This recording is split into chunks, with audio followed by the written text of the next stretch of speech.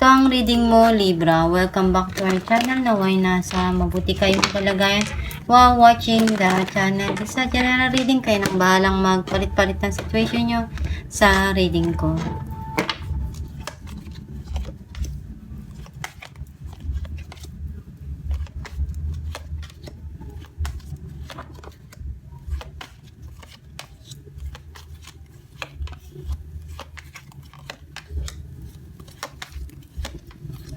At the bottom of the deck, 4 of Swords.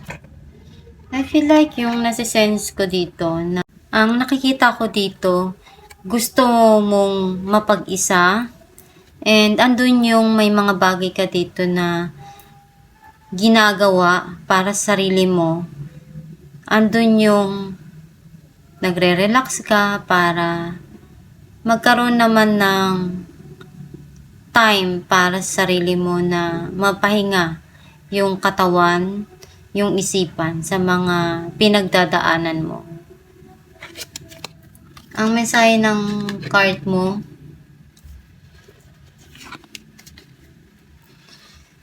ang nakikita ko dito, andun yung nangyari na obsession and addiction sa isang bagay. Pwedeng meron kang binibili or ginagawa na sa tingin mo hindi mo mapigil yung sarili mo doon na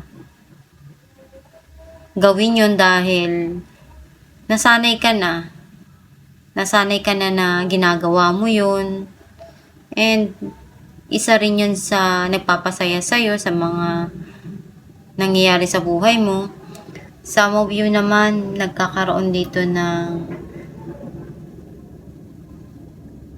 pangyayari na hindi para sa'yo maganda. Maybe nagkakaroon ng pagtatalo. Though that's normal kasi hindi naman perfect ang buhay. May mga sitwasyon talaga na dumarating yun. Pero you need to balance pa rin yung mga bagay-bagay.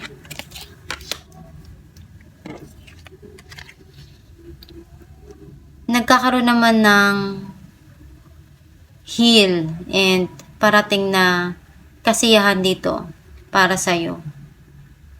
And ando naman na na-enjoy mo yung moment na to.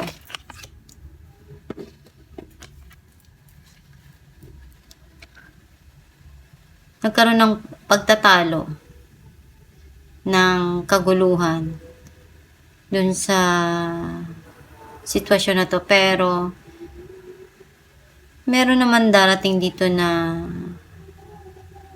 pagbabago.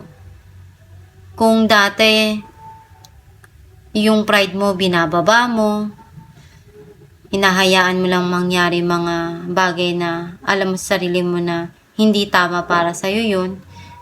Ngayon, nakikita ko na nagkakaroon ng malaking changes for you. Kasi alam mo na kung ano yung mga dapat mong gawin. Nakikita ko na andun yung pinag-iisipan mo na ngayon ng maigi, yung mga desisyon na yun na dapat dun sa nangyayari sa buhay mo. And some of you, pwedeng may tao dito na nagbibigay ng payo sa'yo, or itong tao na to pwedeng nagsusungit sa'yo kasi wala siya sa mood, diba?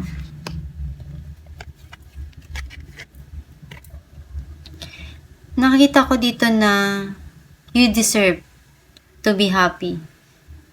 Kasi you're the Empress, diba? Si Empress siya yung reyna ng mga reyna. Kumbaga nasa iyo lahat. Ikaw lang yung makapagbigay ng kasiyahan sa puso mo. Kung ano yung gusto mo, gawin mo. As long na wala kang nasasaktan. Kasi nakikita ko na May mga ginagawa ka dito na pwedeng enhancement, nagpapaganda ka, bumibili ka ng mga gusto mo, or pwedeng may gusto kang kainin, ibibigay mo sa sarili mo. Because, reward mo yun, deserve mo yun. Pinaghirapan mo din yun.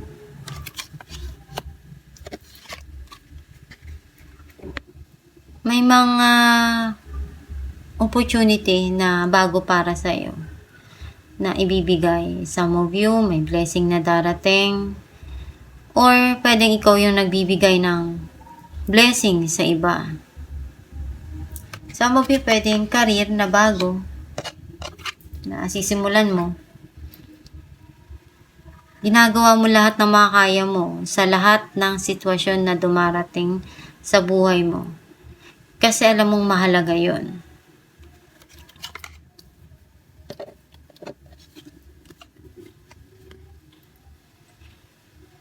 May mga iniisip ka dito. Pwedeng some of you travel or may gusto kang puntahan.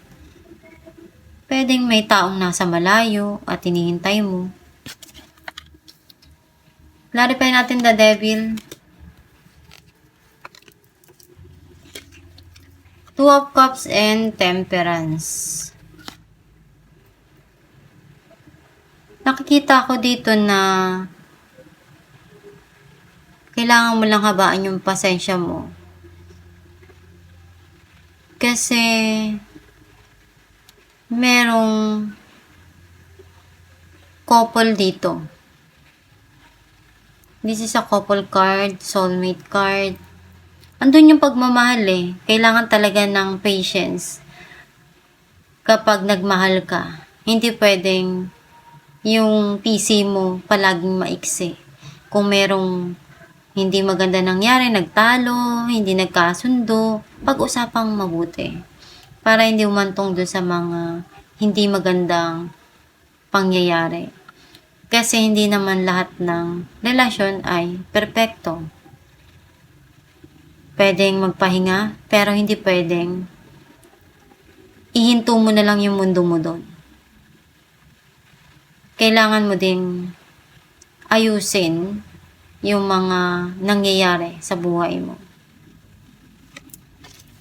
Clarify natin the Tower.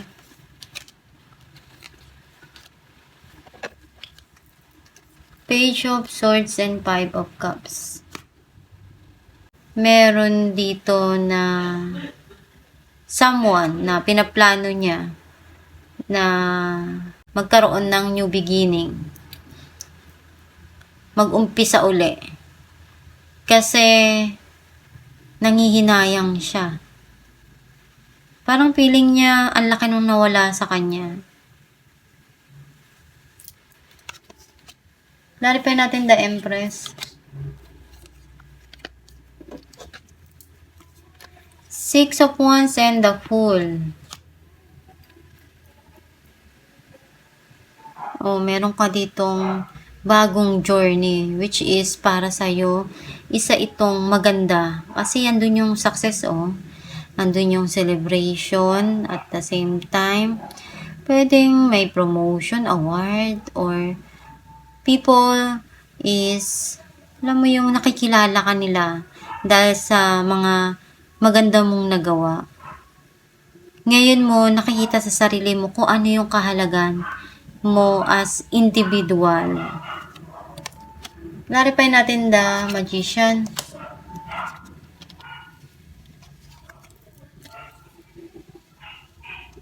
Queen of Cups and the High Priestess. Very emotional ka. And may mga kailangan ka ditong alamin para sa sarili mo. Yung inner divine mo, yung inner self mo. Kailangan ng pagmamahal, ng nurture doon. Ginagawa mo naman lahat ng makakaya mo para maibigay yun sa sarili mo, yung pagmamahal na yun. And kung ano man yung nararamdaman mo, you keep it to yourself. hindi mo sinasabi sa iba kasi alam mong kaya mo na yan. Alam mo sa sarili mo na ikaw din yung makakapagbigay nun at magpupuno nun para sa sarili mo. Clarify natin the Sun, Six of Pentacles, and Strength. You're trying to balance yung mga dumarating sa'yo. Some of you, marami ka nang na-overcome na pagsubok. May darating na blessing na magiging masaya ka. Clarify natin King of Swords, Eight of Swords, and Four of Cups.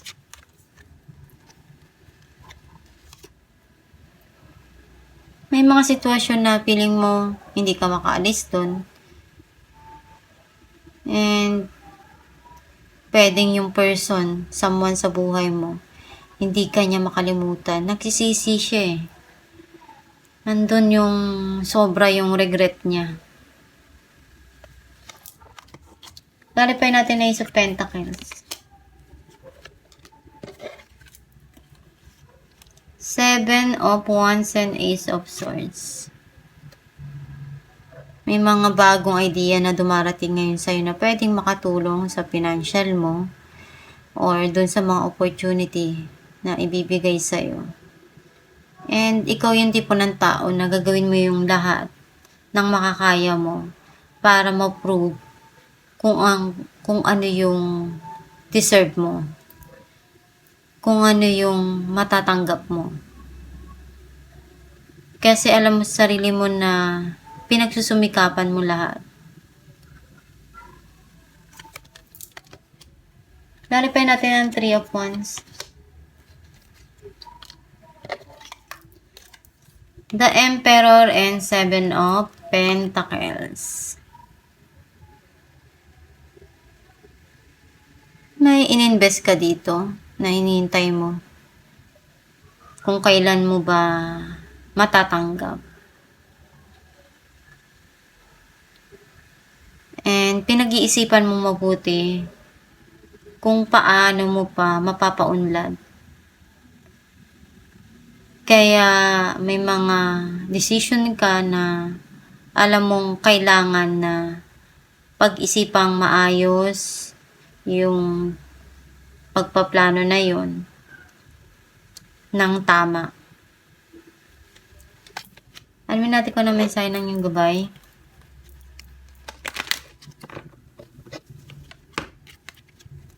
Joy.